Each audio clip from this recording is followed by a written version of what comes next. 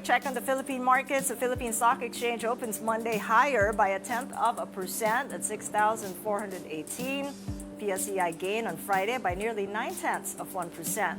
And the Philippine peso opens Monday flat at 55.57 to the dollar. The peso closed Friday at its strongest level in over a year at 55.57 against the greenback. With us for more is Luis Limlingan, the head of sales, Regina Capital Development Corporation. So good to see you again, Luis. Welcome back to the program.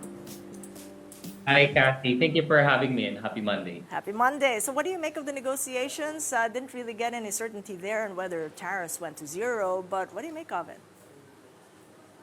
Well, as you reported, Frederick said that it went quite smoothly.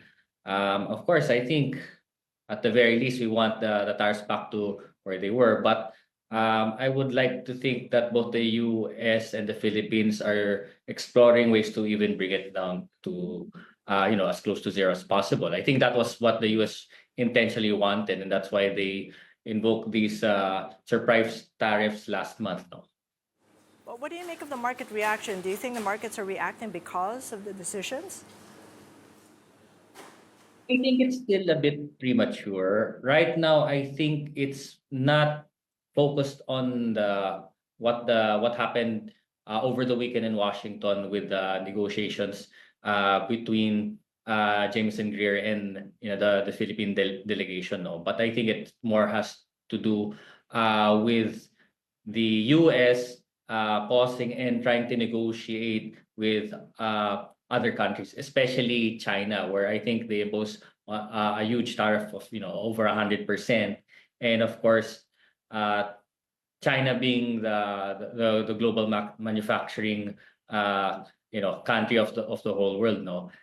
And I think right now, at least on the short term, it's really the data that's been coming out. As you mentioned, the employment figures in the US were better than expected. Some are also anticipating better numbers, at least locally. It's a very economic data heavy week for the Philippines, with both inflation and GDP out this week. So I think people are already anticipating the numbers that are going to be coming out later in the week. Just going to get to that. What are the numbers going to look like, especially for inflation that will influence the Banco Central? And we also have the Fed deciding on rates by May 8th, Asia time. Well, at least our house call is that the CPI could possibly be less than 2%. And the reason for this is we see that oil prices have continued to moderate given that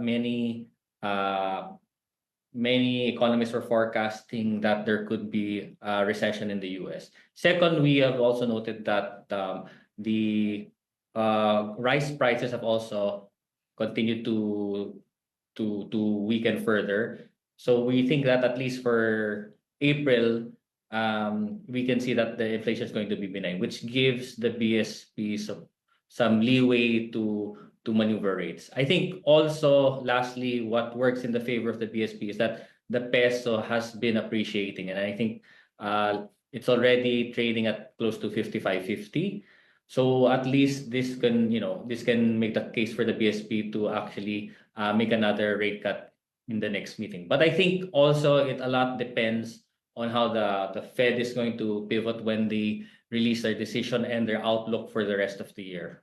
Right, and there's that midterm elections 1 week from now here in the Philippines. It's going to be a truncated work week. So which equities have benefited the most, you think, from the run-up to the polls?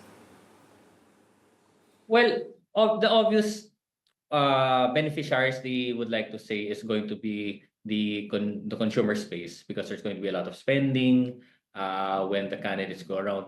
And of course, we like to point out the problem with the election is that, or if you're a candidate, you would want a convincing victory. Whereas if it's a tight race, it's actually good for the economy, because a lot of these candidates are going to be pumping up their spending just to get the attention of the potential voters. All right, well, watch out for that then. Thank you so much, Luis Limlingan of Regina Capital Development Corporation.